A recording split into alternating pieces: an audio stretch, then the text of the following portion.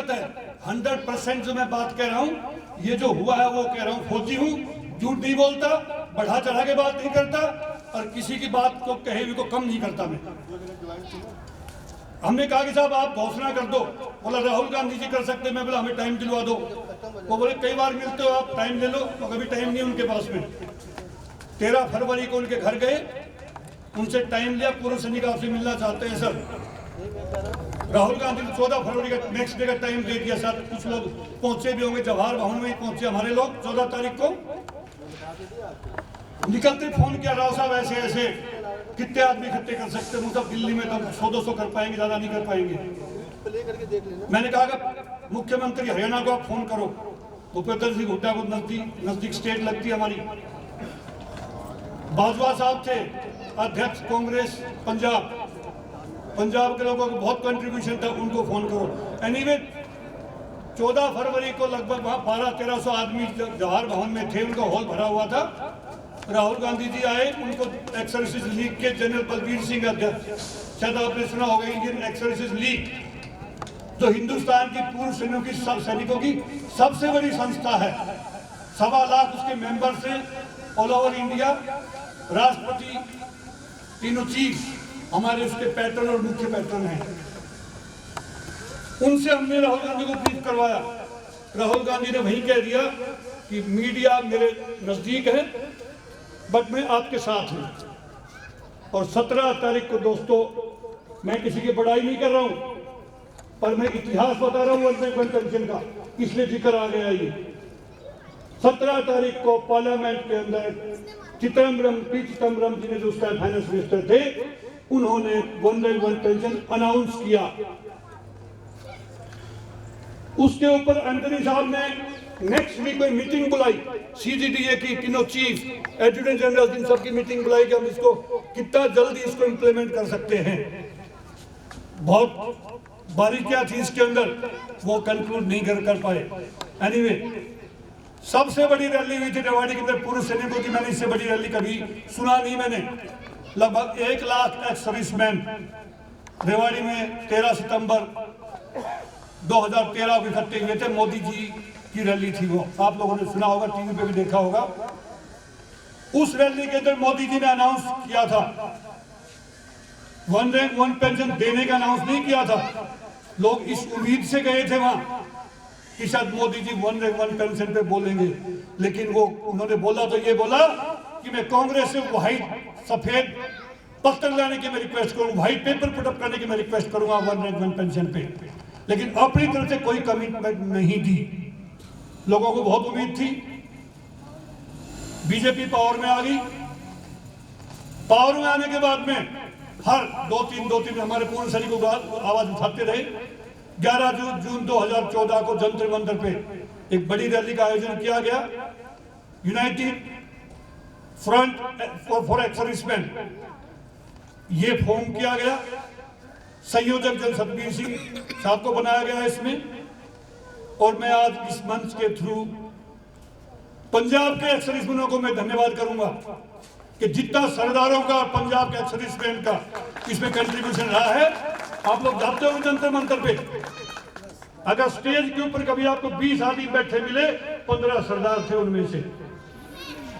मैं तीनों गुरुद्वारा जो हैं दिल्ली के अंदर, उनका धन्यवाद करूंगा कि आज 160 दिन से ज्यादा हो गया वहां पे तीनों समय का ब्रेकफास्ट, लंच, डिनर और चाय पानी सब वो हम लोगों के लिए अवेलेबल करवा रहे हैं, तीनों गुरुद्वारा प्रबंधक कमेटी। मैं एक बार फिर आप लोगों से रिक्वेस्ट करूंगा कि जनरल सतबीर सिंह जो गुड़गांव में रहते हैं, मेरे सेक्टर में रहते हैं, उनके लिए सब तालियों से उनका अभिनंदन करें, उनको धन्यवाद कन्वे करें हम जनरल सतबीर सिंह को, जिन्होंने हमें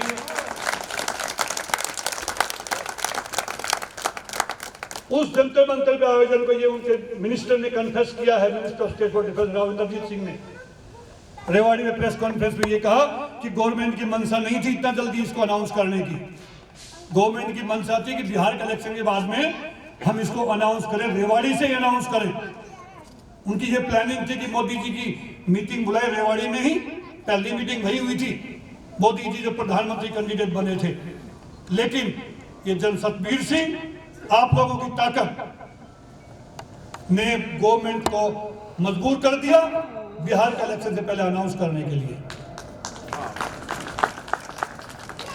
मैं आपको थोड़ा सा बताऊंगा कि जो उसमें अनाउंस कर दिया, उसके बाद में नोटिफिकेशन जो इशू हुआ, बहुत मीटिंग्स हुई, नेगोशिएशन हुई, लेकिन जल सतबीर सिंह ने बिल्कुल भी स्टेप डाउन नहीं किया। अपनी मांगों पे वो अड़िग हैं, किसी राजनीतिक प्रलोभन में नहीं आए। वो उनके पास बहुत ऑफर गए होंगे, बल्कि लोगों ने ये कहा कि इसके पीछे कोई पॉलिटिकल पार्टी है। मेरे पे ये भी इल्जाम लगाया गया, दरखास्त गई है ऊपर मेरे खिलाफ कि टीसी राव इस पूरे मुहिम को फाइनेंस कर रहा है, बिकॉज ये कांग्रेस का है। सिर्फ मैं अपनी 1 महीने की पेंशन 31,000 रुपए डोनेट करके आया था, उसके अलावा एक पैसा वहां पे नहीं दिया। लेकिन लोग कहानी बना रही है, सब आप लोगों का पैसा है। सर्विंग सोल्जर्स ने भी वहां पे डोनेशन दिया है, बिकॉज कल वो भी रिटायर होंगे। चलो है, पॉलिटिकल पार्टी तो कहती रहती है। अभी अपने रक्षा मंत्री ने स्टेटमेंट दी है कि इनके साथ पीछे कोई बड़ी साजिश है। कोई किसी ने यह भी कहा कि इनको बाहर से फंडिंग हो रही है। अरे पूर्व सैनिक बाहर से फंडिंग लेगा? ये भी उनको हम लोगों पे ब्लेम लगे हैं। एक्सलेशन मूवमेंट का अकाउंट सीज हो रखा है, शायद आप लोगों को नहीं पता, बताना चाहूंगा मैं। ये सीज हो रखा है। जन कादियान अध्यक्ष है, कोर्ट में केस चल रहा है जन सतबीर की रिक्वेस्ट के ऊपर। लोगों ने कैश ले जाके दिया है, वहां पे चेक दिए हैं। जिन्होंने चेक भी दिए बहुत, वो जमा है उसके अकाउंट में, जमा करके निकाल नहीं सकते वो। तो उस इंसान की महानता देखो, ईमानदारी से, ट्रांसपेरेंसी। जब भी मैं कभी सुनता हूं मुझे दर्द होता है कि जन सतबीर ने पता नहीं कितना पैसा बना लिया होगा।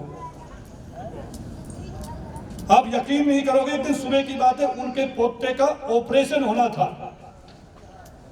मैं सुबह सुबह के घर पे गया था। उनका बेटा भी आर्मी में कर्नल है, ट्रेनिंग कमांड शिमला में पोस्टेड है। उनके पोते को उनकी वाइफ, उनका बेटा गाड़ी में लेकर बैठे हुए हैं जन सतबीर का इंटरव्यू लेने के लिए। टाइम नाउ से कोई आया हुआ था, भारद्वाज एक पत्रकार। जल सतबीर ने वहीं बैठे बैठे पगड़ी बांधी हमारे सामने। कहने का मतलब उस इंसान का डेडिकेशन। मैं ज्यादा बोल गया उनके बारे में, लेकिन वो बंदा डिजर्व करता है। हर आदमी की आत्मा बोल रही होगी।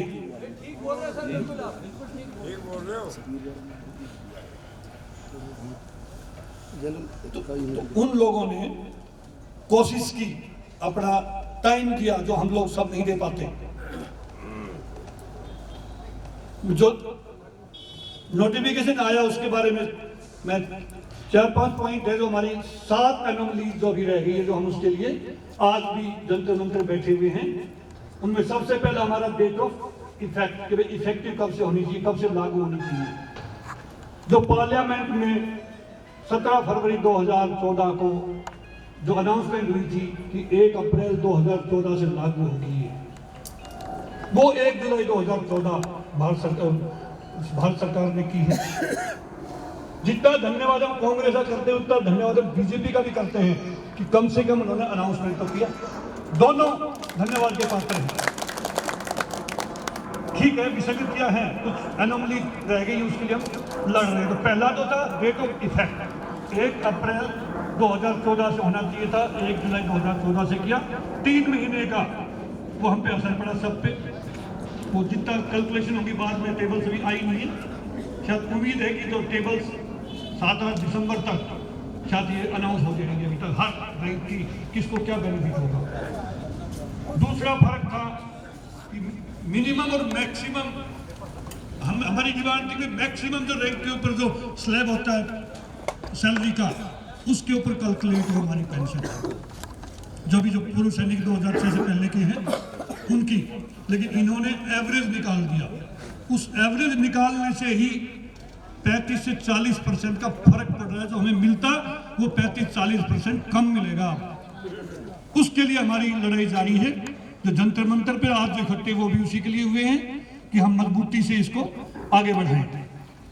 तीसरी जो हमारी इस पे एनोमली रह गई थी, पेंशन का रिवीजन। आपने कई बार सुना होगा अखबारों के अंदर कि 1 रैंक 1 पेंशन नहीं हुआ, ये 1 रैंक 5 पेंशन हो गया। 1 रैंक 1 पेंशन का मतलब ये कि एक रैंक के आदमी, एक दिन रिटायर हुए आदमी, डेट ऑफ रिटायरमेंट को ध्यान में न रखते हुए बराबर जितनी नौकरी है उनको बराबर पेंशन मिले। अब इसमें हर साल गैप पड़ जाएगा और 4 साल का गैप तो बहुत लंबा होगा। तीसरी डिमांड हमारी ये थी कि हर साल रिवीजन हो। लास्ट तक 2 साल के रिवीजन पे भी हमारे वेटरन्स एग्री हो गए थे, लेकिन सरकार ने वही 5 साल रखा, उसको 2 साल नहीं माना। एक हमारी डिमांड थी कि जो 1 मैन कमीशन जो अभी जो इसके बाद में जिन्होंने सेटअप करना जब तक हुआ नहीं है, किया नहीं है, उसमें हमने कहा था कि एक आदमी का न होकर के इसमें वेटरन्स का भी रिप्रेजेंटेशन हो, ताकि वो अपनी बात रख सके, अनोमलीज की एक्सप्लेनेशन वो रख सके उनके सामने, ताकि हमारे लिए हो जाए। मैडम लोग से अनुरोध है कि थोड़ा चाय पानी की व्यवस्था है, तो जस्ट जो है थोड़ा सा और 2 मिनट लगे, इसके बाद बात रहे कि छोटा एक वक्ता है, छोटा सा